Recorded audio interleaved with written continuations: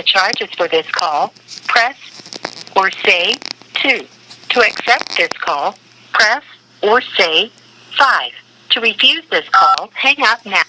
This call will be recorded and subject to monitoring at any time.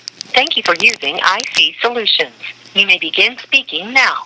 I don't consent to the recording of this call. Thank you very much for taking my call. I was trying to contact my mom, but they have not authorized her number's basically being blocked by the administration, and the counselor can't figure out why.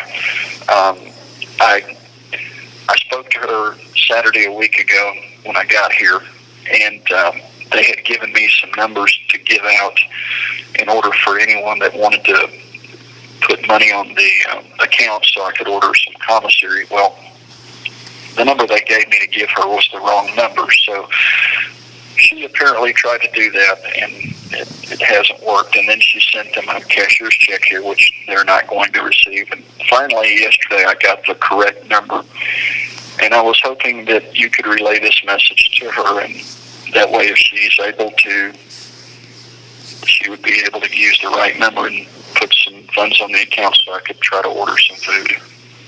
I've woken up from a dead sleep, but anything you say, she will. She will hear. She will hear anything you say. Rudy, you're just a true friend. a godsend and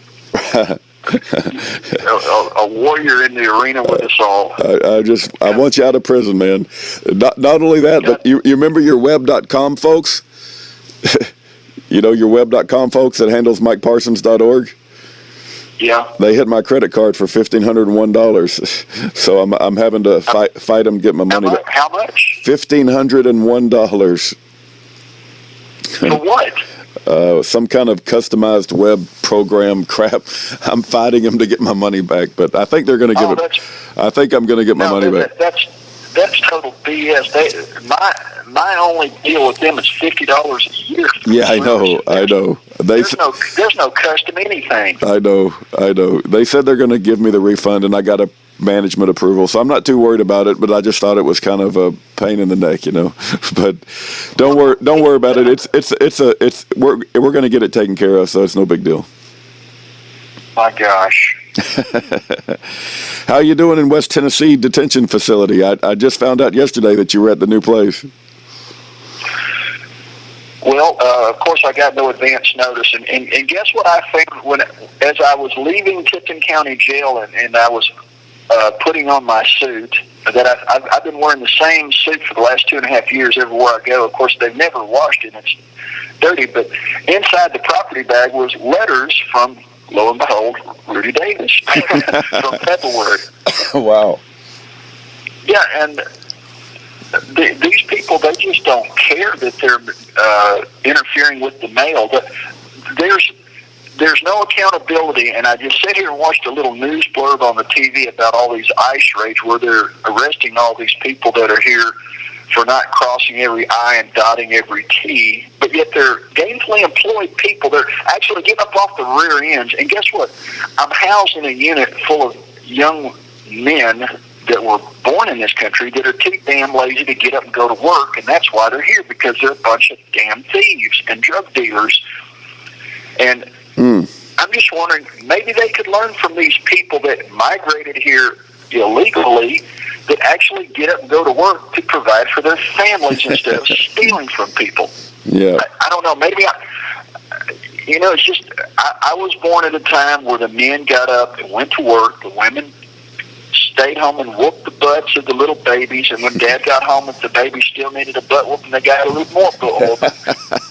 Amen. They all grew up to be responsible young men and women, and they all started having their own babies and started whooping their own babies' butts so that the own babies didn't become little brats. But these guys in here are little tyrants. They think they're entitled to just go steal stuff, and I shouldn't be held accountable. That's like, how would you like? I sat there for an hour outside in the bird cage the day before yesterday. Well, how would you like it if somebody came and kicked in your door and stole your stuff? Well, man, I only stole from UPS. I said, okay. So let's say I start a business in my garage that's feeding my family and a bunch of other people's families. and you go break into my garage and you steal the operating expenses. Okay, we got a shipping company, and you steal our customer's product, so now our customer won't use us because we can't keep his product safe and ship it properly. So now we're out of business, and we're hungry. Where we before were providing for ourselves legitimately and our families and a lot of other people's families, now we're in hard times. I said, dude, your mindset is screwed up. You really, I said, let me teach you how to do a legitimate business that's not that hard, that you can make a lot of money. And you can help people in the process. He didn't want to hear that. Wow. Incredible. They've been brainwashed. From the time they've been brought up, they've been brainwashed in this gang culture of doing criminality, because that's what we do, and they're stuck on stupid. Not all of them, just, but the majority of them. And and I assume, well, this guy's really not for real. He's just saying that just to see what I'll say. But no, then I talked to them for a while, and they seriously want to be criminals. Wow. They have been brainwashed into some fantasy land that hurting other people doing criminal acts is actually a cool thing. Hey, I think it's the rap. Yeah. Go ahead. No, I was going to say, what is the restrictions on getting your mail? Can you receive like more than 3 letters in an envelope? I mean, 3 pieces of paper in an envelope? As long as it's non-threatening, you can send it. As long as it's got my name in some form. Now, I showed the mail lady yesterday. I said, look, I get mail that says Ambassador Michael Parsons.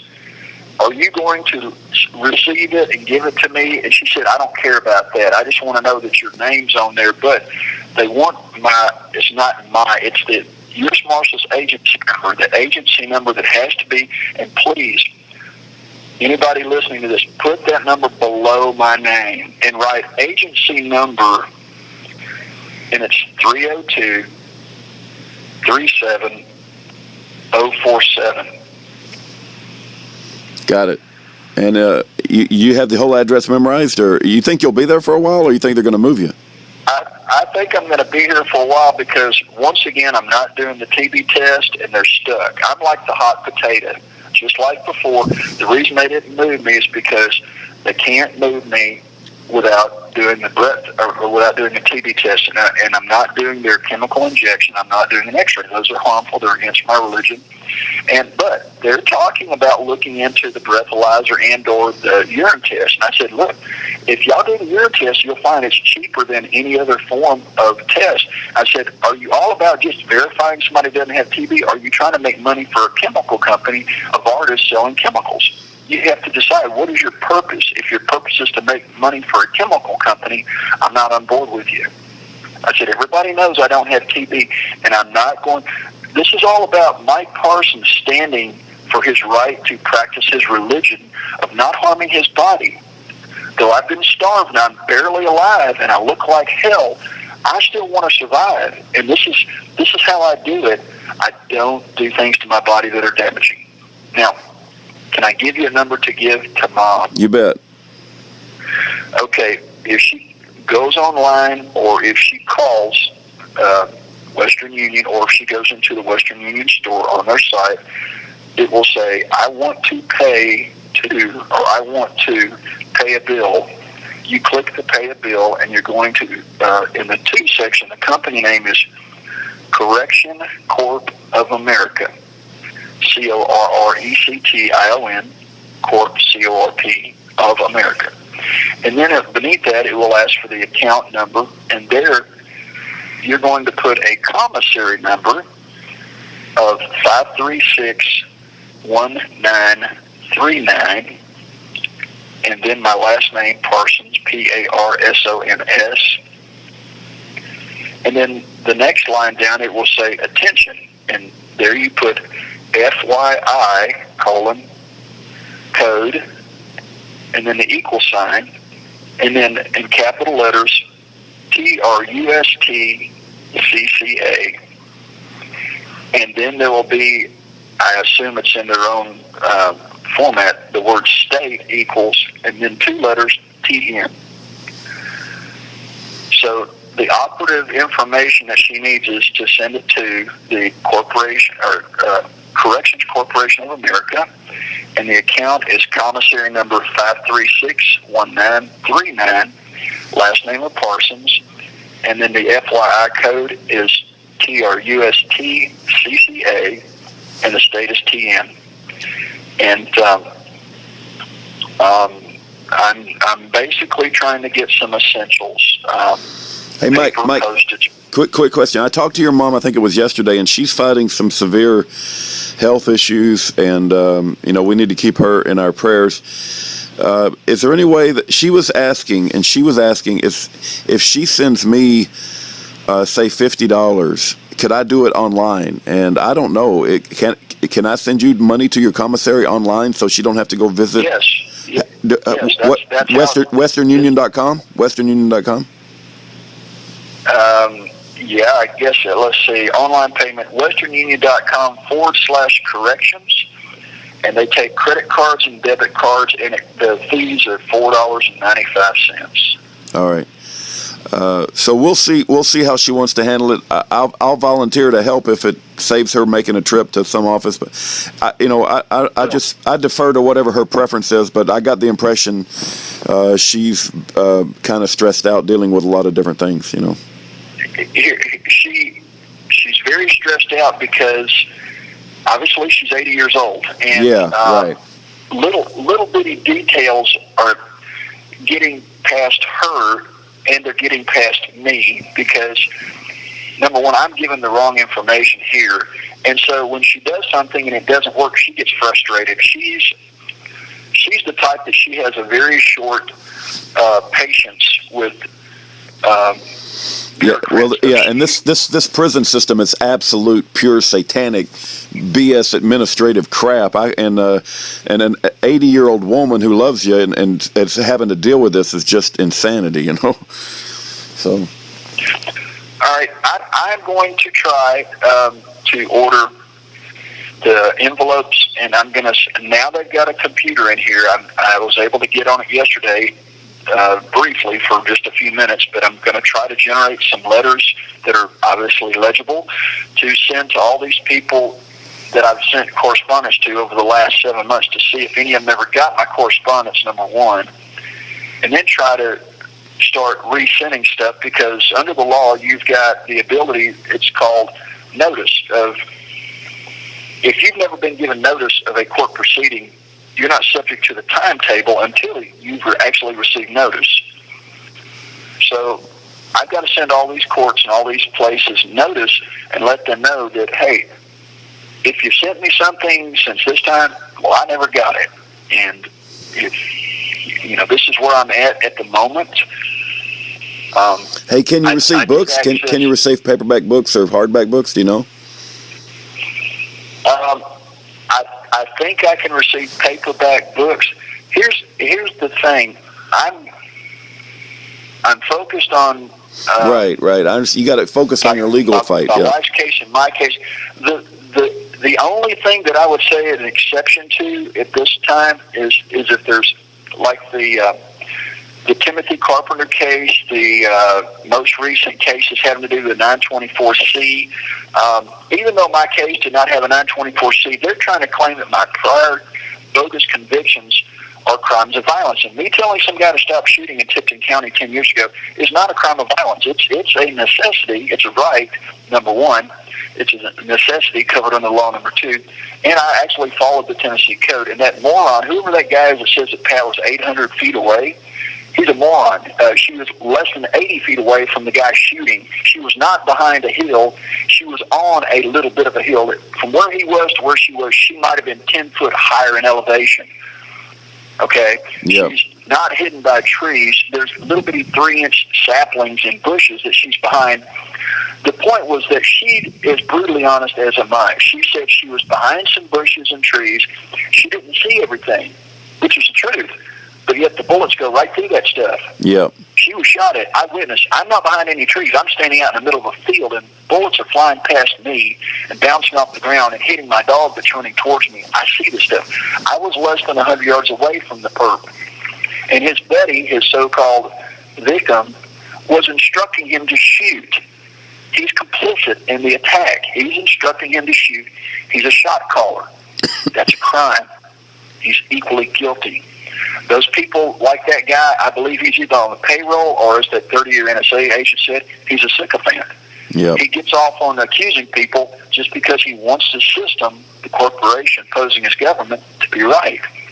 In other words, these people do not respect the truth. The truth does not matter to them. I sent you a copy of that stuff to send up north, and I don't know if I'm sure you didn't have time to read it, but one of the pages I sent you was why I could not be guilty of that charge, and I lay out the definition of the words that Congress has created certain definitions for the 922 little g little 1, and anybody that's charged with that need to read those definitions, because by definition, none of them can be guilty of that charge unless they're a non-living entity and everything else that goes along with it. The word state doesn't mean the several states. It means the District of Columbia, Puerto Rico. The word state in interstate, it applies to District of Columbia only. So the gun had to come through the District of Columbia or Puerto Rico. If you're taking a gun, or if a gun was shipped from one of the several states past another, that doesn't mean interstate commerce. Got it. Anyway, people do not read the fine print, and because of that, they're deceived, and these judges are corrupted. The courts, this is a business, and for Mike Parsons, suing a corrupt judge, all these people circle the wagon because they know in their hearts that they too are corrupted, or they're ignorant of the law, and neither is a good thing. Like the FBI, they either searched the airplane and they missed an AR-15 and a little bitty Cherokee 140, or they never searched it in the first place, or, they did search it. The point is they either missed it or it wasn't there. Yep. Hey, there's no doubt in my mind that the FBI is corrupt. That just goes without saying, in my opinion. I mean, people they haven't figured that out yet, but there's so many examples of how that whole organization entraps people and incarcerates innocent people. But hey, regarding Vincent Finelli, my wife listens to him on his radio show all the time. I don't have time to listen to talk radio, but she says that he's got health issues, that he's fighting for his life, and she's very impressed with his, I guess, radio program, and says all kinds of wonderful things about him. But my impression is that he has abandoned you. I mean, has he ever received your phone call, or has he ever returned a letter? I mean, do you have good feelings about Vincent Finelli? I mean, I'm just curious. Well, here's the thing. I don't know the motivation or the extortion level. Realize my wife pled guilty to a crime she never committed because of extortion. I don't know that he has not been extorted. And here's the thing. He's responsible not only for his wife, but the rest of his family. And he's older. And he's a one-man guy out there. And he's not going to stand down an army of goons that are going to come out there with the intent of trying to kill him. So if he's been told by the goon squad to not say anything about me, then that's the reason. But I don't know. I'm not there, and I don't want to say anything that I don't know. I respect him immensely for the ministry that he does in his radio talk show. But all I'll say is that I thought I was a friend. I may have misjudged. I may have just been an acquaintance who he admires, but at the end of the day, I'm still just an acquaintance, and I'm not viewed as like a family member or brother, which I thought I was, but I may be wrong. And that's worst case scenario. I wish him and his family the best. Okay, man. Yeah, and I didn't mean to put you on the spot. It's just Erin and I are talking about it, and she loves the guy. She thinks he's the greatest in the world about his talk show. And but I was like, man, if he's such a good guy, then how come he's not, returning your letters, or at least receiving a phone call or writing you a letter or something, But it ain't none of my dang business. How he decides to live his life is his dang business, and I was just kind of curious, I know when another guy's pig farm was raided, and they were trying to steal all his pigs, and the court up in wherever it was, Illinois, was trying to get him to give up his pigs. He drove all the way there and supported the guy when the guy went to court on the matter. But I know that Vincent had a friend that's a radio talk show host who is popular. I won't say his name because you know him. And the guy, I talked to him across the table eating dinner while he sat there and ate a 3-4 course meal. I'm sitting here drinking a cup of coffee because I don't have a dime in my pocket. And Vincent did buy me something to finally eat. But the guy, he told me after I explained what happened to me and my wife, he said, "Well, Mike, quote, yours is not the case that I can get behind." Wow. And I don't understand that. So my theory is that it's all packaging, because I am of Native American descent. I am a guy who supports what I view as traditional American values that he doesn't grasp. He's of a European descent, lives out west, and I think that because I do not support an organized bureaucratic sheriff who, took the government to task and won over the Brady bill, the ammunition capacity magazines and stuff. Yeah. Sheriff Mack's his friend, and I don't dislike Sheriff Mack. I just think Sheriff Mack is selling his issue and making himself more than what he is. Yeah, he did something great, and I support him for that. But on these other issues like individual sovereignty, he's not there. Yeah, I'm with you on that. No, I don't have a real high opinion of Sheriff Mack, although he's done some good things. But anyway, that's interesting, man. That's very interesting. Yeah, I'm different because I support your right to do whatever you want to do as long as you're not hurting me. That's individual sovereignty. You come and go as you please. You can cross my land. You can take game. You can drink the water. You can pitch a tent, but don't build a house because it's my land. Keep moving. Now, you want to stay and you want to live with us.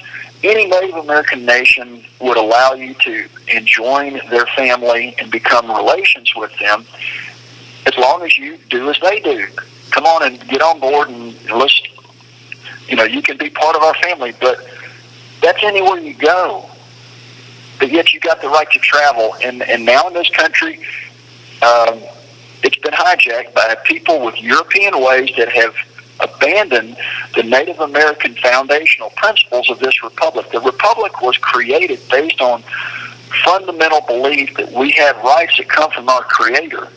Those references in the Declaration of Independence are not spoken enough because they come from the Native American Iroquois Confederacy, and they don't want you to know the source of that. They don't want you to know that Europeans came over here and slaughtered the very source of the foundational principles of this country. They want you to go back to European concepts of vertical integration where everybody's beneath someone else, whereas as they talk about in the movie Dance of the Wolves, we're all equal. We're on the same plane.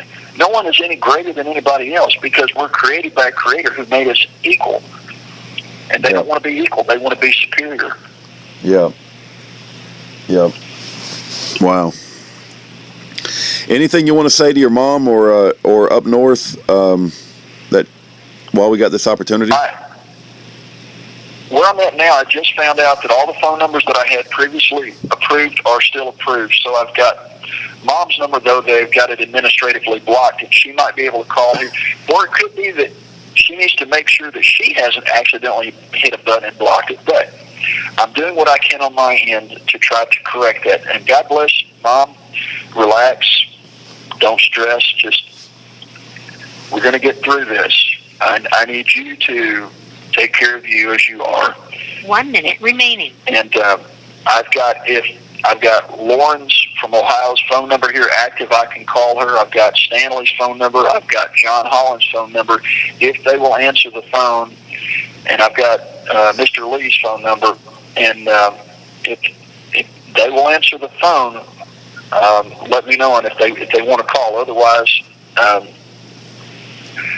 don't have the ability to call them prepaid at this moment. If I do, I will. But whatever logistically is best, if people want me to call, I will. And God bless you, Rudy. Thank you for all that you do. And all those people that are out there listening, if you can help, these are phone calls are paid for by Rudy and his ministry, and I know that this is me asking again, but if you can help. When I'm out and I'm able to refund, please send me a bill. I mean, gladly.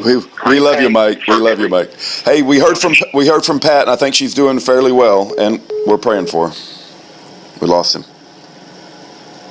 West Tennessee Detention Facility. To accept this call, press or say 5. To refuse this call, hang up now. To block this, your prepaid collect account balance is 13 cents. This balance is not enough to allow a call to be completed. Please contact IC Solutions at 1-888-506-8407. Please press 0 to be transferred to IC Solutions. Okay, that was a follow-up phone call from Mike. I'm sure he wanted to know what I was going to say about Pat, but that first phone call cost $7. It actually cost $10 because there's a $3 fee. So that was a $10 phone call, and he didn't even get a follow-up phone call. That's insanity. These private prisons are making a killing. Imagine getting $10 for every 20-minute phone call. That's insanity.